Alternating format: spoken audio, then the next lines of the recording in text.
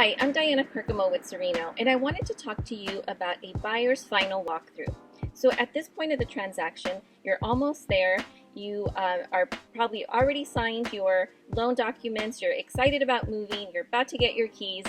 A lot of people ask, should I do a buyer's final walkthrough? My answer is yes, absolutely you should.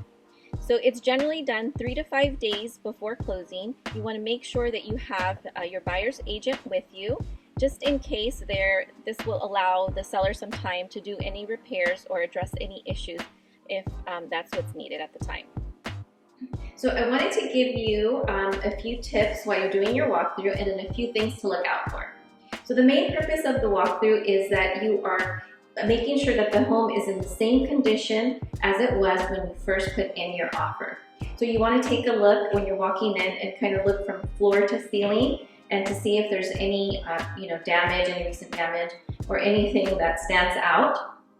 And then also you want to double check if the seller has agreed to do any repairs.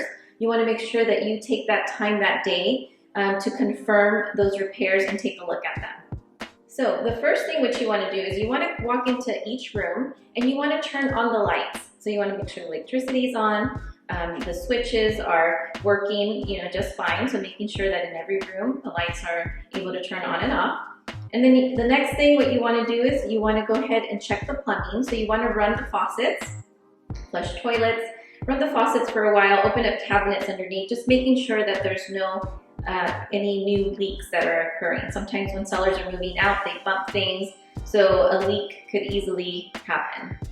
The third thing that you want to do is you want to walk into the kitchen. So you want to turn on all the appliances, open the refrigerator, turn on the dishwasher. You don't have to run cycles, but just making sure that your appliances turn on and off, making sure that they're working. Another thing that you can do is you can go and open your windows and making sure that they open properly and close properly.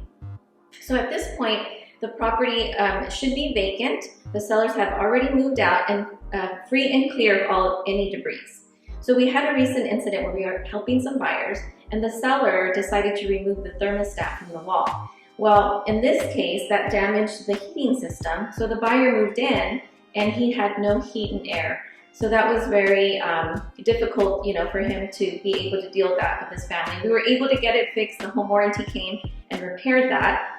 But again, just making sure that things are in order. We had another incident where a buyer moved in and the seller had all of their garbage and debris still at the property. So again, we had to make sure that the seller took care of that. So in the contract, it states that any fixtures that are attached stay with the property unless it's otherwise stated in the contract. And then also that the seller delivers the property free and clear of any debris and garbage. So the last tip I want to give you is bring your measuring tape, because you want to make sure that you measure rooms, you have measured your furniture, and you make sure that your furniture pieces fit into where you're going to put them. This will just make your move a lot more smoother. So what happens if there are any issues or concerns when you're doing your walkthrough?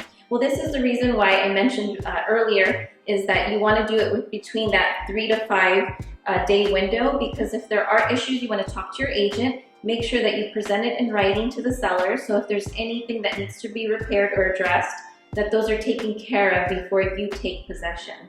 Otherwise, you will have to deal with that on your own.